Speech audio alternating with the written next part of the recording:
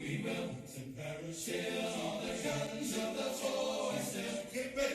Airborne from skies of blue. Heading the door. Make the jumps and take your clothes today. Let's go put on your boots. Your jumping boots, your parachute.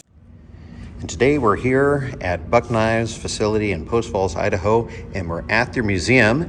And this is... Hi, I'm Tony Wagner. I'm the Sales Operations Coordinator here at Buck Knives, and I'm also the company historian. Today we're going to take a look at our museum, so come on with me. Now, a lot of times people see Buck Knives products and they see since 1902, and that is to celebrate the very first knife that our founder, Hoyt Heath Buck, created as a blacksmith's apprentice at the age of 13 in Leavenworth, Kansas. He was working there fixing farm implements, sharpening them. He was working as a farrier, making horseshoes, and he noticed that people's instruments were dulling out very quickly. And he thought there's got to be a way that you can temper steel to hold an edge quite a bit longer. So he worked by taking a file like this one, it was a discarded farrier's rasp, and hammered out a knife and created his first knife at the age of 13. From there, sort of the rest is history. Now, moving forward, in 1942, when World War II broke out, the U.S. government put a call out for edged weapons donations. And at the time, Hoyt was a pastor of an Assembly of God church in Mountain Home, Idaho, where he said, I don't have knives to donate, but I sure know how to make them. So he went out and bought a forge.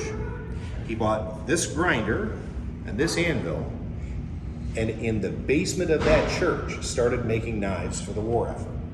He was able to go to the nearby Mountain Home Air Base and in their scrapyard, take canopies from airplanes and instrument clusters, which were made of lucite, cut those down into washers, and that's where you see the handle material. Now, not all of these are made from airplane canopies, obviously, but that was the first Buck knife in production were these lucite handled knives. At the end of the war in 1945, he decided to move down to San Diego to live with his oldest son, Al Buck, who represents the second generation of the Buck Knives family.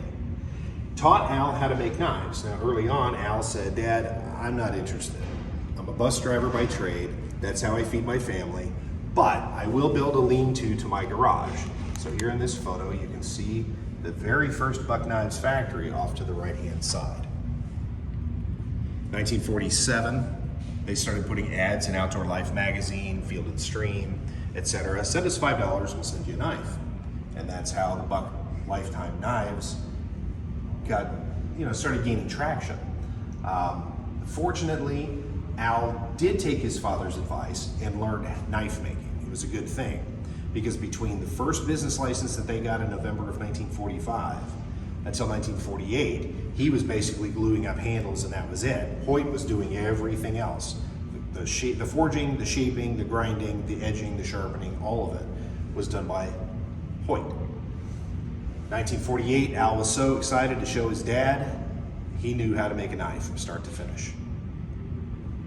Less than a year before his dad passed away in 1949.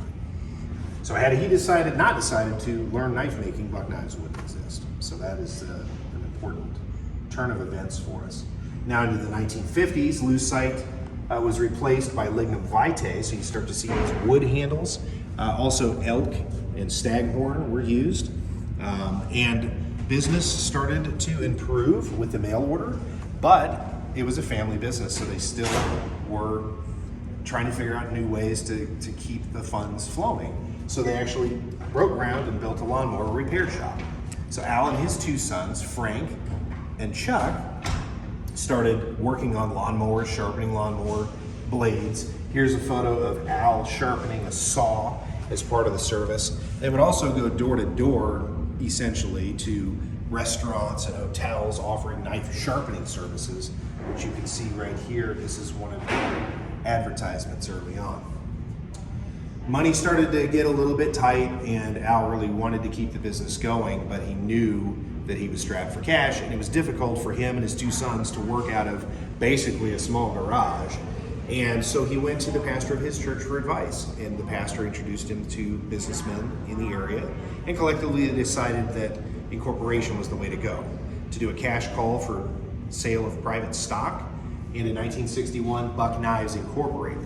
They were able to move into a Quonset hut, hire some new employees, and they were off and running. During that early period of time, they also went away from forged knives from files to forged blanks.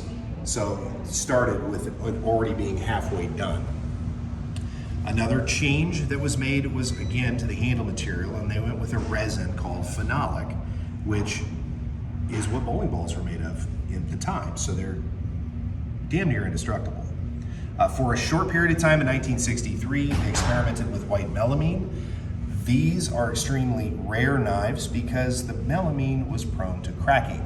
And when you have a lifetime warranty, you don't want the knives coming back. So only a very short period of time is white melamine. You like to have the lifetime warranty, you don't want to have to use it. Yeah, we like to sell knives, not buy them back. So it was in 1963 that the development of a knife that was going to change the cutlery industry that was kind of done behind the scenes. The engineers were working on a knife, and they knew, without a doubt, this would be the knife to change the cutlery world. And that knife was the Model 121 Fisherman.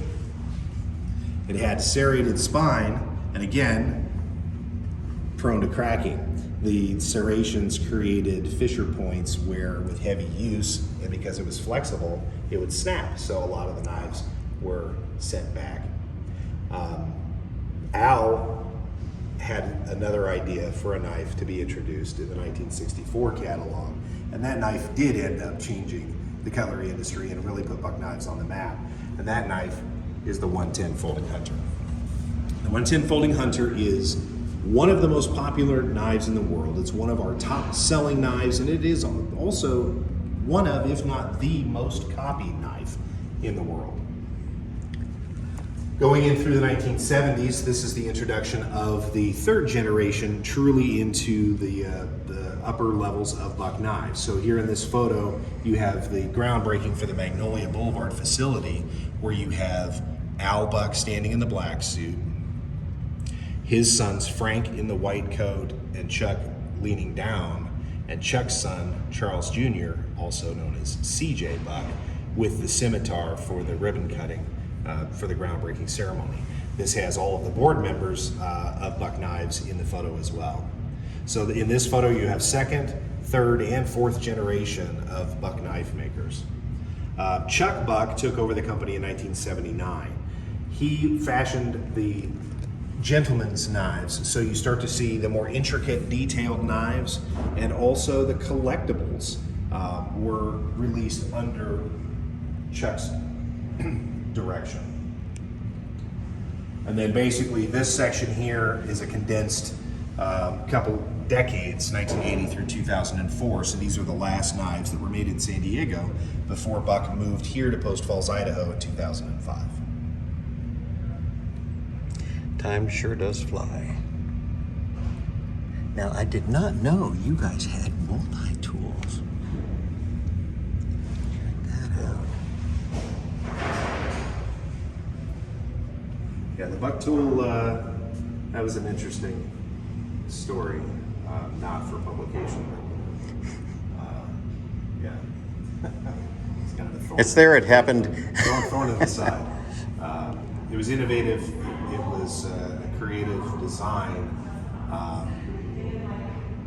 but it set a series of events in motion that were a little rocky. A couple of things though in the 1990s that people didn't realize. We made clothing, we made flashlights, we made darts and dartboards. There were a lot of things that Buck was doing other than knives.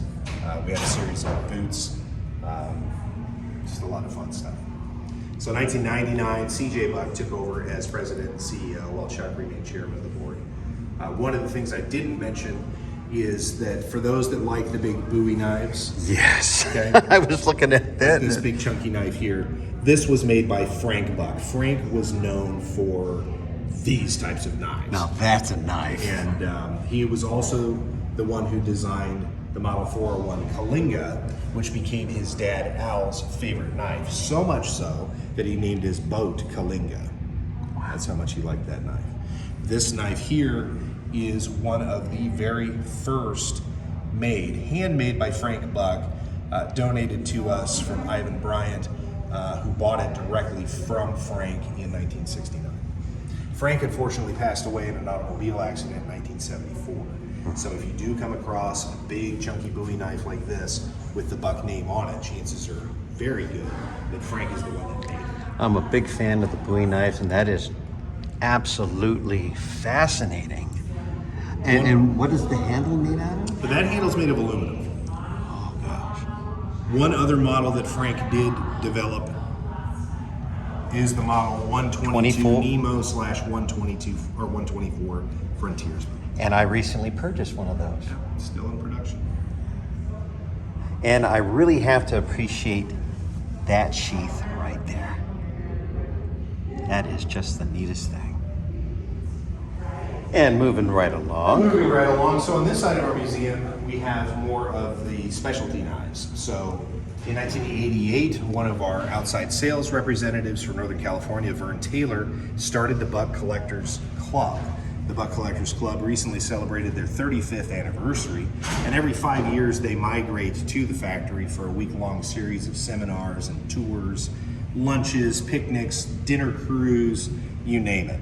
Now down below, these are special project knives. So standard catalog knives, but with different handle material, different blade material, different decoration, etc. That's amazing stuff. Now this one is right up your alley. This is our military and tactical. Now, Buck has a varied history with military and tactical knives. And I had made a little note here that says, while celebrating the achievements of the past, Buck has narrowed its focus to producing the best hunting, outdoor, and everyday carry knives in the world. Military is such a special group, and for military contracts, you have to have a dedicated production personnel group to be able to create the volume required by the U.S. government. But in 1985, the Buckmaster, the Model 184, was introduced. It was specially designed for Navy SEALs. Commander Coulter, the commander of SEAL Team 1 and later SEAL Team 3, worked with the Probus Group in San Diego to develop this knife specific for the SEALs. And then later on, the Probus Group got the contract for the M9 bayonet for both the U.S. and Australian militaries. I have carried a couple of these myself back in the day. So while we have done it, we may do it in the future. Currently, it is not something that is our focus. This next group represents early Buck custom shop knives. The first custom shop opened in 1981 and it closed its doors in 1992. This was CJ Buck's first managerial project. The first custom knife shop maker was a man by the name of Leroy Remmer, who runs Triple R Knives, so you can check out his work there. Every knife in this case actually was made by Leroy. The very first catalog that I have on display here, all of the photo samples of the knives in this catalog are in this case. So if you look at this 905 Mountain Man Bowie here, and you look up at the photograph, that's a photo in 1981 of that knife. And look at that D-guard. Holy smokes. Now, two knives in this case of note. This knife here is a one-of-a-kind. This was made by Leroy Remmer for CJ Buck to gift to his dad, Chuck, for Father's Day. Dale Fisk did all the scrimshaw on Mammoth Ivory. That's amazing. Another Mammoth Ivory, Kalinga. Remember I mentioned that it became Al Buck's favorite knife. This was gifted to Al by the employees of Buck Knives. And then finally we have the work of Navajo artist David Yellowhorse, who does his special channel inlay. These knives are in the high dollar end of collectibles.